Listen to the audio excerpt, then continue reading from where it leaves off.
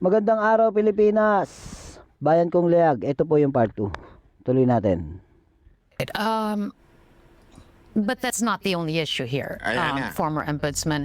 Ito na. Even the current ombudsman is saying, in so many words, there's some sort of veil of secrecy here when you handed down that decision. Ayan na. Ate, i-push mo lang ng i-push yung mga katanungan dyan. Ha? Tingnan natin kung masasagot ba ni ombudsman. 2019, was it Tingnan nyo kung paano mapapahiya to. yun, Banat Bay. a secret decision as they're calling it to be? Former ombudsman. I'd like to throw back this question to the one who was talking a while ago, the voiceover. I don't know who was being interviewed. That was Paulo Tamase of the UP College of Law. Go ahead. The Supreme Court does not announce all of its promulgated decisions. Okay? Not every lawyer knows the decisions of the Supreme Court. Not every official of the government, lawyer, or lawyers of the Office of the Solicitor General would know the decisions of the Court of Appeals. Neither the Supreme Court nor the Court of Appeals, nor the Office of the Ombudsman or the Office of the Prosecutor of the Department of Justice are that duty to be always, announcing the decisions you have made. Otherwise, if that will be one of our functions, wala na kaming trabahong gagawin kundi mag-announce na itong decision na diba? ito ay pinirmahan ko ngayong araw na ito, itong decision na ito ay final ko labang kay Juan de la Cruz, itong decision na ito labang kay Juana de la Cruz ay dismiss namin. Yung mga ganon, wala na kami gagawin. Pero a former That doesn't ombudsman. mean that we are not transparent.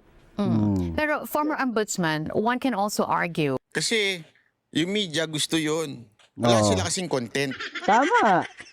Kailangan Exactly. announce ala Remulla style. Announce ng announce, pamidya-midya. Pag hindi ka kasi nagpapamidya, wala sila makukontent. O, di ba? Kaya Walang gusto papogi. nila yun. Sabi nga niya, kung hindi isipin mo, tama yung punto ni ombudsman dito, Martires Pantakin mo. Lahat ng decision, hindi lang po iisa yan Every day, mag-a-announce siya na mag-a-announce. Ito decision, Wala ito silang ganito. trabaho. Ganito Ginawa yung kasi trabaho nila. every day, magpapa-press briefing siya. Katulad ng ginagawa ni Remulla. Sa tingin ninyo, may madidesisyonan ang korte? Sa dami ng kaso ng lahat, nationwide po ito Hindi po ito kaso lang ng mga senador. Hindi, lahat po ito. Sa dami ng kaso. Eto. Yun yung local court. Okay? Yung local lang. Hindi na nga magkaundagaga Kaya nga pinalitan na yung definition ng probable cause dati kasi probable cause lang. Ngayon, alam ko ang Supreme Court na hindi lang probable cause. Kailangan merong possibility of conviction. 1 million Probability of conviction, subscribers. something like that. Sana all.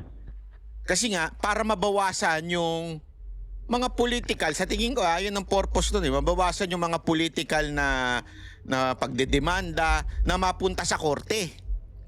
Kasi ngayon, alam naman natin, ganyan ang ginagawa nila. Di ba? May mga vlogger nga, mga Duterte supporter na vlogger, kinakasuhan kaliwat kanan kahit walang kakwenta-kwenta. Halimbawa na yung mga kaso ko, walang kakwenta-kwenta. Ayan, isa pa yan Yung mga ginagawa lang nila, kakasuhan ka lang nila para lang ipahiya ka sa sambayanan. Kagaya nito ni Banat Bay, napakarami na ng kaso nito Ginawa lang nila yun para ka lang ipahiya na which is yan ang ginagawa nila ngayon kay Joel Villanueva para lang ipahiya. Si VP Sara ginagawa din nila yun para lang ipahiya si VP Sara. Tingnan mo, may mga tangang naniwala doon sa confidential funds na 126 million o sabihin na natin 150 million na po talagis na 150 million na yan. Kung sino man yung mga niyan, kayo na mga naniwala dyan, ang tatanga nyo kapag naniwala kayo dyan. 150 million? Ano nang mananakaw ni BP Sara dun? Pagpalagay mo ng kumikbak siya sa kanya na lang yung 50 million. Putya, sa makakarating yung 50 million na yun. Kulang pa sa pambayad yun. Tingnan mo, kung totoo yun pambayad pa lang kay Kaufman, yung 50 million, baka kulang yun eh. Di ba? Oh. Sino ba nagbabayad kay Kaufman? Di ba sila? Hindi naman ibabayad nila yung sweldo nila doon. I mean yung ipinapasweldo sa kanila pagpalagay na natin yung sweldo nila ngayon as vice president, ibayad nyo personal niya na pera yun eh. 'Di ba? Yung ninakaw pagpalagay ng ninakaw ni ni VP Sara yung 50 milyones na yon. Ibabayad lang kay Kaufman, kulang pa yun eh. Kapag ikaw mangungurakot ka, hindi lang milyon-milyon ang nanakawin mo kasi kapag nabulilyaso ka, durog ka, tingnan mo sila Romualdez, sila Saldico. Tingnan mo yan sila Saldico. Billion na ninakaw niyan. Di umano. Sa billion, trillion na ninakaw dahil sa dami ng perang ninakaw nila. Tingnan mo, hindi mapauwi. Kasi ginagamit nila yung perang yon para protektahan ang sarili nila. 'Di ba? Tingnan niyo si VP Sara. Sinong pumoprotekta kay VP Sara? Itong mga banateros, may mga abogado siya na may law firm si VP Sara tsaka yung asawa niya. Kahit papaano libre na sila sa abogado, nakakatipid sila doon. 'Di ba? I mean, kung hindi, ang binabayaran na lang nila itself, yung abogado nila. Hindi na nila kailangan magbayad ng ganun kalaki. Tsaka si BP Sara mismo, abogado din. 'Di ba? Paano kung ikaw, halimbawa, senador ka, hindi ka abogado, kagaya ni Villanueva, magbabayad ng abogado 'yan.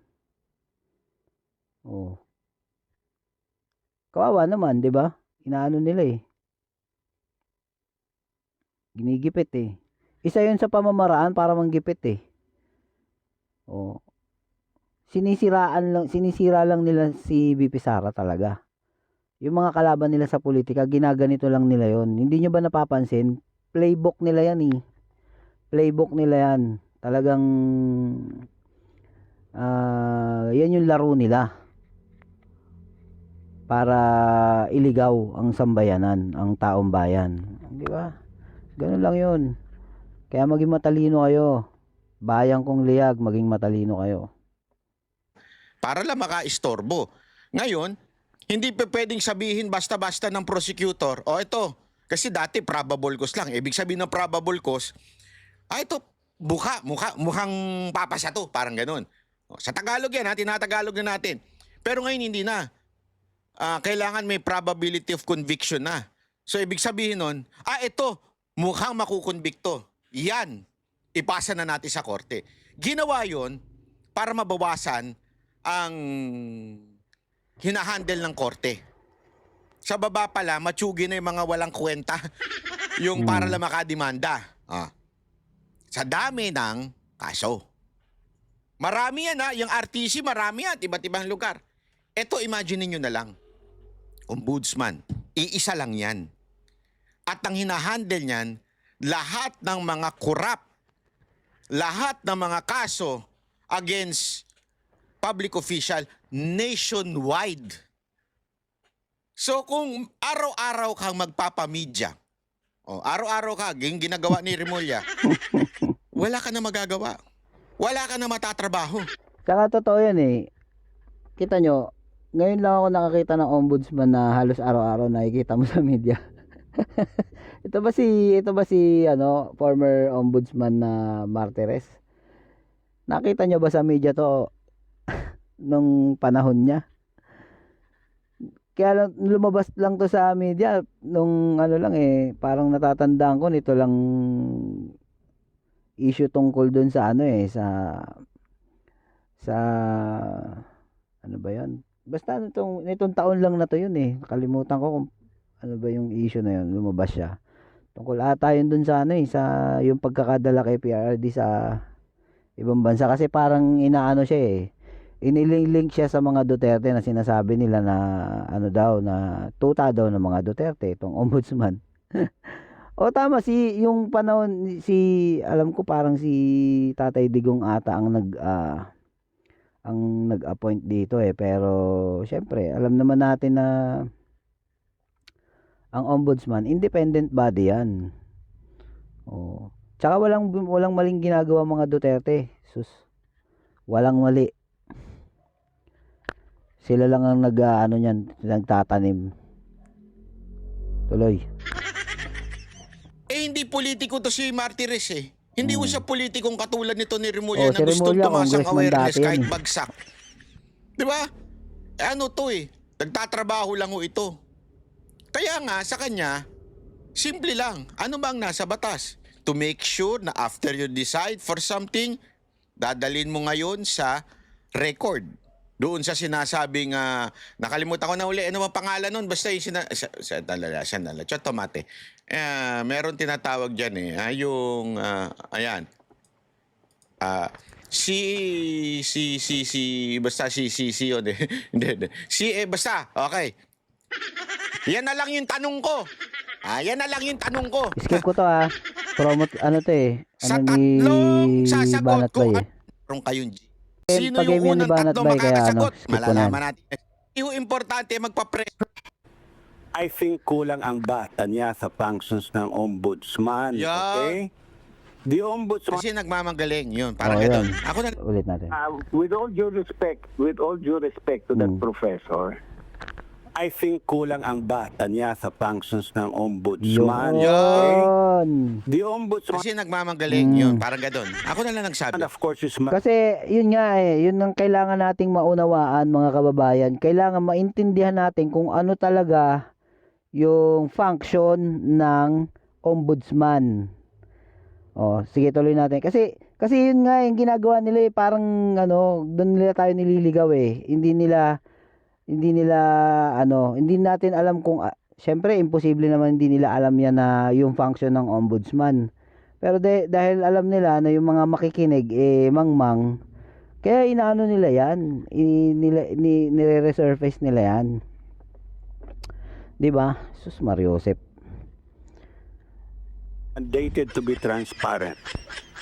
Yan, No transparent. doubt about it. Pakinggan nyo mabuti yan. Any government office under the Constitution is mandated to be transparent. Correct. Kung nagbasa-basa si Professor Fader, it is not the function of the ombudsman to be conducting every day a press conference announcing that this is what I did, announcing to the people that I signed the order dismissing from the service Senator Juan de la Cruz. It is not the duty of the ombudsman to be announcing. Tama. Probably my predecessor was doing it. Probably my successor now is doing it. But I did not want to be glorified at the expense of people whose guilt are not yet determined by the court. Because the function of the ombudsman is just to determine probable cause Yun. for purposes of filing an information in court. 'Di ba? Ganun lang ang function ng ombudsman. Kapag nakakita sila ng probable cause, irerekomenda nila sa mga korte. Irerekomenda nila sa korte na kasuhan nyo to kasi ganito yung ginawa nito, kasi ganito ganon. Hindi sila yung korte. Na yun yung gusto kasi palabasin ng Ay naku po, inang. Kaya dapat tayo marunong tayo makinig eh. Mga kababayan, gising. Alam nyo dito kasi nagkakatalo yan eh. Yung salitang transparency. Yun. Mamaya ipapaliwanag ko sa inyo Ngayon na, Banat kung Bay. bakit mali yung sinabi ng Haba na ng profesor, kung video sino ko. mang profesor yon, na ang mandato daw ng ombudsman is to transparent. The question is, what do you mean by transparent? Oo. Okay. Ngayon na. It is now the duty of the ombudsman to prove to the court that there is proof beyond reasonable doubt. If the court is not convinced that there is proof beyond reasonable doubt, the accused is acquitted.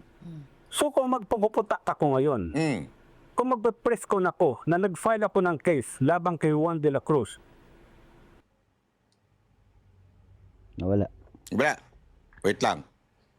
and later on Juan de la Cruz is acquitted by the court, hindi ko ba sinira ang dignidad ni Juan de la Cruz? Tama, di ba? Did I not destroy the reputation of Juan de la Cruz?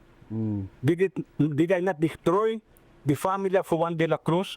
Especially the cases about Yun ang violation ginagawa of the nila. Anti-Graft and Corrupt Sinisira Practices nila Act. si... Ito yung sinasabi. Nirerespeto ko yung dignidad ng isang tao. Ito kasi yung sinasabi natin, sablay ni Remulla palagi. Lalong-lalo naging DOJ secretary siya. Bakit? Tandaan ninyo they're not judge. Mm. Hindi sila ang nagko-convict. Hindi trabaho ng DOJ ang mag-convict. Sila po ay nagde-determine lamang kung ang isang kaso dati ay may probable cause. Okay? Ano ibig sabihin nun? Ito, malamang sa malamang ay posible. Yun yung trabaho nila. Mm. Ang problema nun kay Remulla, na dala-dala na naman niya hanggang ngayon sa ombudsman, Mm. ay simple lang. Mahilig siyang pumutak ang bunganga at husgahan na kaagad. Di ba ilang beses niyang hinusgahan si Tebes, si Bantag, si Pastor Kibolo. Kasi nga Banat Bay, gusto lang nilang manira. Yun lang yun. Di ba? Ay, nako. Yun lang naman kasi yung ano nila eh. Gusto lang nila manira ng tao. Bakit? Kasi mabango yung pangalan ng mga taong to eh. Mababango yung mga pangalan dahil ano nga sila kasi mga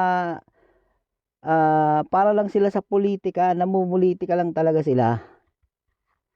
'Di ba? Yun lang 'yon. Naninira lang talaga sila ng tao. Kagaya nga ng ginagawa nila kay VP Sara na talagang ayaw nila kasi talagang makapwesto si VP Sara sa 2028.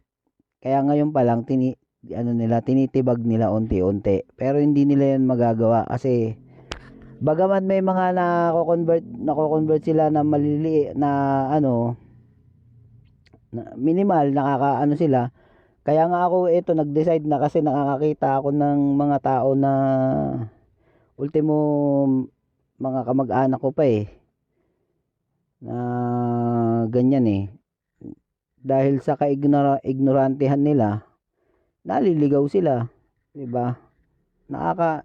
Nakakaalarma kasi baka mamaya kapag ka naging complacent tayo, magulat na lang tayo pagdating ng 2028 marami nang napaniwala itong mga to. 'Di ba? 'Yun yung purpose ng mga 'yan manira lang. Talagang kahit alam naman nila 'yan na abogado 'yan UP gumraduate 'yan. Nag-aral yan ng abogasya. At sabi nila top notcher daw 'yan. Hindi ko alam kung totoo 'yun. Pero kung syempre nakakaintindi ng batas 'yan, imposible hindi nila 'yan alam. Alam din nila kung paano umagri nga sa bendalo di ba? Yun. Naninira lang 'yan. At maging si Duterte, hinusgahan kagad na hindi naman niya papel yun. Hindi niya trabaho yun. Ang trabaho lang niya ay sana ay sabihin ng mga tao niya, mga piskal na nasa ilalim ng DOJ, na may probable cause ito. And it is decent na dapat hindi ka agad nagsasalita ng tapos. Kasi nga tama yung sinabi ni Ombudsman Martires dito. Paano, pumipiyok-piyok pa, binata si Banatbay. Paano kung sinabi mong eto may probable cause, pero eventually sinabi ng korte hindi siya guilty. Hindi guilty nasira mo na yung tao. Hindi siya na-convict. Yun Therefore, that person is not guilty. Sinira mo na yung tao Remember, sa in media. our court, di ba? Pag hindi ka nahatulan ng conviction everyone is presumed guilty. Presumed not guilty pala. Pag hindi pa napapatunayan sa korte. So sinira mo na yung reputasyon ng tao na napakahirap buuin. At once pag nasira na ang reputasyon, sira na. Ngayon nga eto tingnan ninyo. Ngayon nga na dinismiss na yung kaso ni Villanueva at ng iba pang mga senador na sinira na ang reputasyon Mm. sa ngalan ng politika dahil lang namumulitika yung iba, Mm. sira na ang kanilang reputasyon. Pero ang korte, ano sinabi sa kanila? They're not guilty o hindi sila na-convict. Di ba? Kawawa naman. Iyan yung sinasabi ni Martires na, sandali, hindi namin papel ang humusga. Ang papel namin, kunin yung mga ebidensya, kung may makita kaming probable cause, isampa sa Sandigang Bayan. Ganon ang papel ng ombudsman. Nagkakamali po kasi ng unawa yung iba na ombudsman korte. Ngayon, umaasal korte na naman si Remulla. Tama. Pinoprotektahan ko yung dignidad ng isang tao dahil karapatan niya yun eh. Let the court now announce that he was convicted. Let us to announce that Juan de la Cruz was convicted by the court.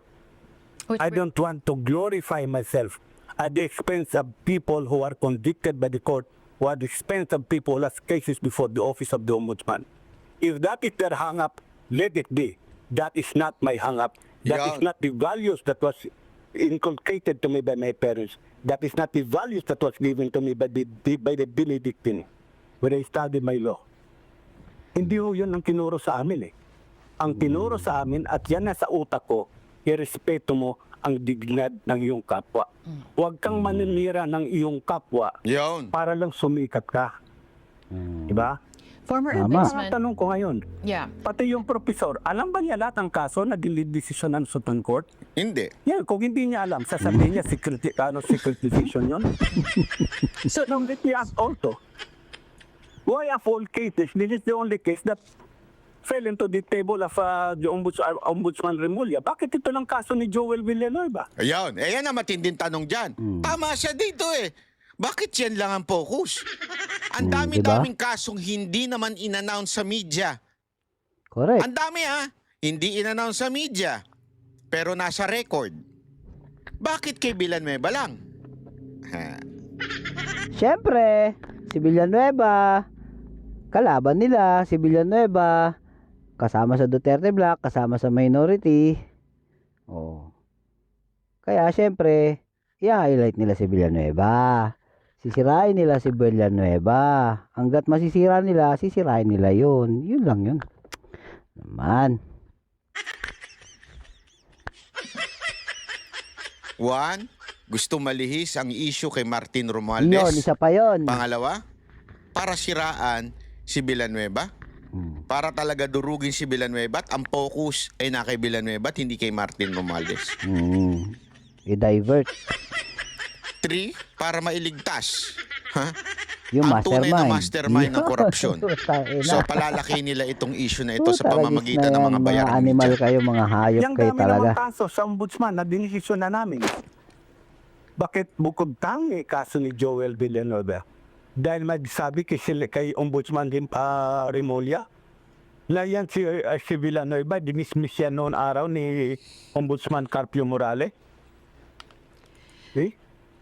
Bakit ko bibigyan ng kopya si Carpio Morales ng decision ko, hindi naman party in interest si Carpio Morales.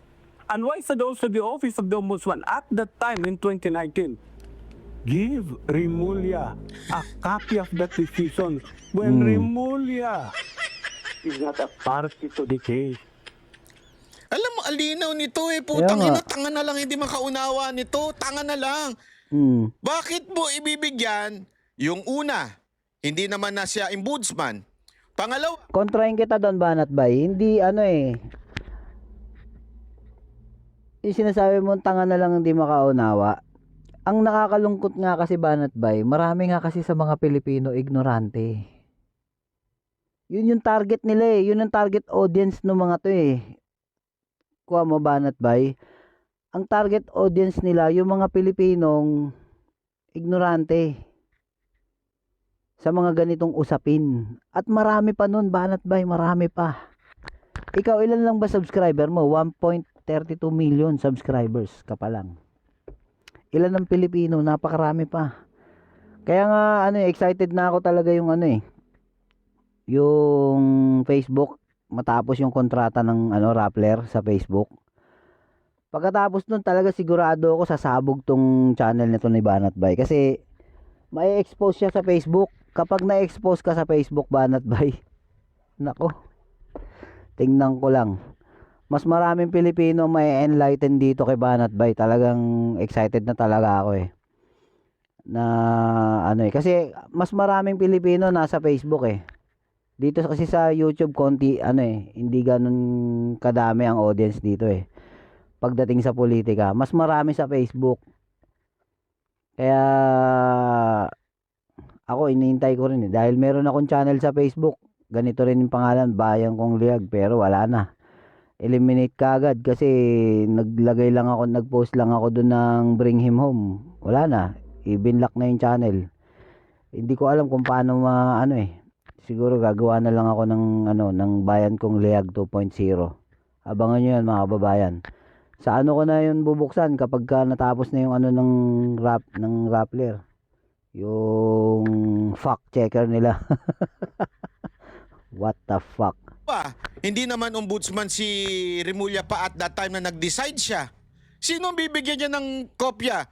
Yung mga respondent, yung mga tao na kasama dun sa kaso. Yung inaakusahan, yung respondent at saka siyempre yung korte. Bakit ba kasi? Remulla, grabe interest mo dito. Anong meron? Ligtas mo si Martin? Ligtas mo ba? Ganun bang ginagawa mo dyan? Yun lang yun Okay, Ay, former nako, former itong kaso former ito ombudsman. ang yes. Yeah, if I may, let me go through my questions as well. Here's the thing, you spoke of protection a while ago. Sabi niyo po, pinoprotektahan niyo din yung dignidad nung tao. And this is what people have been saying about your stint as ombudsman when you were still sitting there in that office. They were saying that you were in fact Pilit na pilit protecting yung pagiging slang mo these personalities, and you were not there to protect the public's interest. Alam nyo ako, inis na inis ako sa ganyan tao, yung pilit na pilit mag-slang ng English. Halatang halata naman, naaasar talaga ako.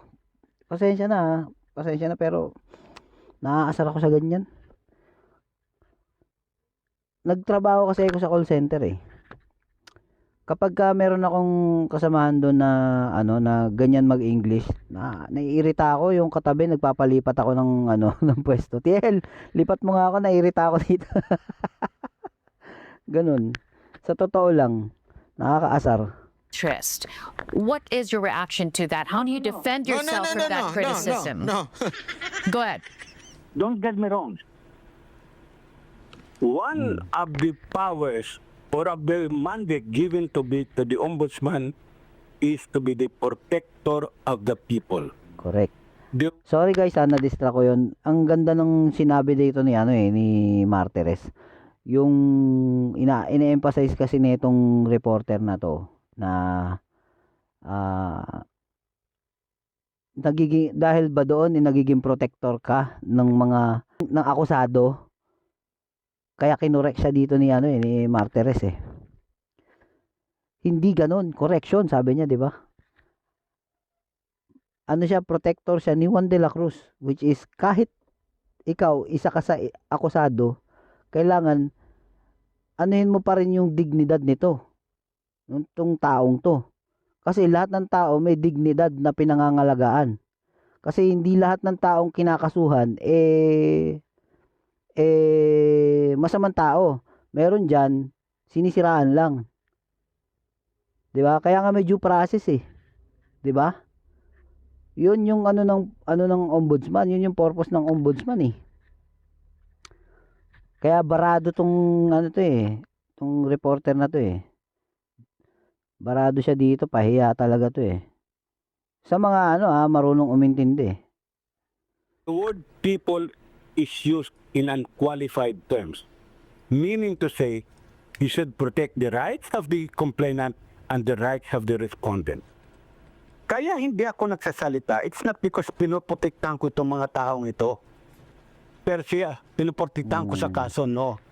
Kaya hindi ako nagsasalita dahil wala akong karapatan sirain ang kanilang future. Kasi, okay, ay kailangan, sabi ko na nga kanina, sinabi ko na nag-file kami ng kaso o we found this particular person guilty of violating, guilty of malversation, sabihin na lang natin. Papatak sa utak ng mga tao na itong taong ito ay nag-malverse ng pera. Paano kung pagdating sa court sa Sandigan Bay, inakwit itong taong ito? Oh, di ba? Di ba ako ang gumawa Kawawa naman. ng kinasira ng taong ito? Oo. Kasi sabi ko nga, magkaibang degree of proof. Ang sa Kaya hindi lahat ng bagay dapat sinasabi mo. Yun lang yun. Hindi lahat ng bagay kailangan ina-announce. May mga bagay na kaya nga si VP Sara 'di ba, tinatanong siya ng hearing doon sa house. May mga bagay na hindi niya pwedeng sabihin doon kasi malalaman ng kalaban mo. Nasa yan na kasama yan doon sa article of impeachment na hindi ko pwedeng sabihin dito dahil kapag sinabi ko pwedeng malaman ng kalabang ko. Yun isang parang ganon. Sige, tuloy. amin is only probable cause for purposes of filing a complaint or information in court. Once the complaint or once the case reaches the court, a different degree of proof, a higher degree of proof is required, which is proof beyond reasonable doubt. So, pag inakwit ng court, siniraan ko na. Nagsasalita na ako na hindi, guilty yan eh. Yung waldas ng pera yan eh. Ikinakwit ng court. Itong nanim na sa yung utak ng taong bayan na nagwaldas ka ng Ba't wala? pera to. Ayun. Hindi ba siniraan ko yung taong yon? I am not saying I am protecting the guilty. No. Mali yun. That is taken out of context. How would you? It's supposed to be the protector of the people. Exactly. Okay. So when you talk about, inadvertently, that it will taint the reputation of the accused, but wouldn't being transparent to the people about the whole process from beginning to end, wouldn't that also protect the rights of the people? How do you then strike a balance between the two? That this is you're being transparent enough so that the people know Ito na, of makinig the kayo mabuti decision. dito, ah. Ito nga na-dismiss Go naman. back to the basic. Let's go back to Yun the lang basic. yun. Back to the basic lang. Let's first define transparency. Ayan. What does Talaga kasi tong may na to ine-emphasize niya talaga yung transparency Dito nila sinisira si Villanueva, yung sinasabi nilang transparency na idinidikit nila doon sa sinabi ni Boyeng na secret decision. O eto, pakinggan niyo mabuti Ganito yung transparency ng ombudsman. Ng totoong ombudsman Hindi na yung ngayon, yung obvious man na yung ngayon transparency mean? Ayan. Diba? Anong ibig sabihin ng transparency? Kailangan ba lahat ng detalye ng kaso araw-araw i-announce namin? Yun. Kailangan ba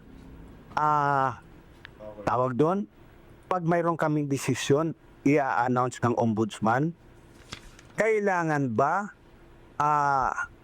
tuwing mananalo ang ombudsman ng kaso sa husgado, i-announce ng ombudsman? Is that transparency? Is that the definition of transparency? Transparency means to say that my acts are all transparent, my acts are all open to the public. So kung may magtatanong sa amin, Yun. Linawin kasi natin yung transparency, mga kababayan.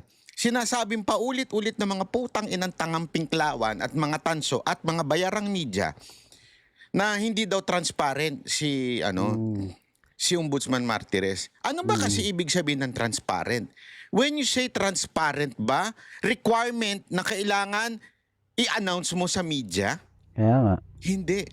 Hindi ganun yun. Transparency only means that you have the access to know the decision, Correct. which is in the record. Isang Mm. click mo lang, makikita mo na. Yun ang transparent. Nasa record. Yun yung sinasabi ni Kaya nga, Marcoleta nalaman ni kanina. Rimulya eventually, ay, mali. It's a prank. Mali ako. Meron palang decision. At kinlik din ng mga media, chinek din nila. Ay, meron nga pala. Tanga lang kami, hindi namin na-research. Diba? That's what you call. Yun yung sinasabi ni ni Marcoleta kanina na yung CCMS ba yun? Oh, yun doon mo siya hahanapin, doon mo yung i-google mo. Hanapin mo lang yun yung CCMS, doon mo siya makikita. Ano nga ba yung meaning ng CCMS na yun? Basta i-google ko mamaya, titingnan natin.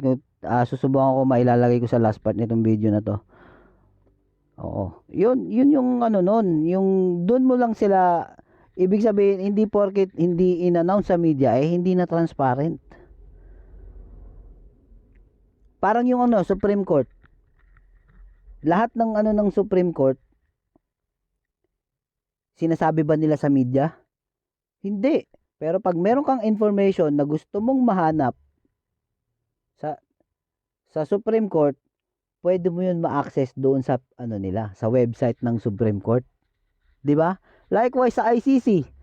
Bakit tayo nagkakaroon ng access doon sa sa ICC? Yung lahat ng mga desisyon na puro decline. Inaano ni Attorney Kaufman para CPRD ma-grant yung interim release. Bakit natin nalalaman yung desisyon? Kasi nandoon na-access natin doon sa website ng ICC. Ganon yung yung transparency ng ombudsman. Pwede mo ma-access, punta ka lang doon sa website. O, kung hindi transparent, dapat pag pinuntahan mo yung website, hindi mo makikita doon yung decision nung kay Villanueva. 'Di ba? O, ngayon nakita natin mga kababayan kung paano tayo iniligaw nitong mga mga dorobo na to. Siguro dito ko na rin tatapusin yung video, sobrang humaba na. Nagiinit na yung cellphone ko. Nagiinit na naman, oh. So, kaya maging matalino tayo mga kababayan sa pakikinig. Maging tayo critical. Huwag tayo basta-basta maniniwala. Lahat ng mga salita na nila, isipin natin mabuti. 'Di ba? Huwag tayong basta-basta paliligaw. Kaya ngayon sa mga nakapakinig nito, nakikiusap ako sa inyo. Kung maaari, yung video ni Banat Bay, pira-pirasuhin nyo para maikli lang. Share nyo sa mga kakilala nyo. O para di na kayo mahirapan. Yung buong video, i-share nyo rin sa kanila na i-convince nyo sila na manood. Ito yung panoorin nyo, wag yan. Kasi nililigaw lang kayo niyan. Ganon. Para magtulungan tayo. Ayusin natin tong Pilipinas kasi kawawa naman yung mga magiging anak natin kapag hinayaan natin na tuluyan ng malason nitong mga to. At nakikinikinita ko talaga dadating ang panahon magiging parang North Korea tayo kapag pinabayaan natin tong mga to. Matutuloy na yung pagiging Kim Bonjing ni Kim Bonjing. So, ayan, hanggang diyan na lang muna mga kababayan. Maraming salamat sa pagtsatsaga nyo sa mga umabot dito sa part na to. Maraming salamat sa iyo, kababayan. Maraming salamat sa iyo. Sana talaga makiisa tayong lahat sa layunin ni Banat Bay na para sa future ng mga magiging mga anak natin. No? Hanggang diyan mga kababayan, maraming salamat.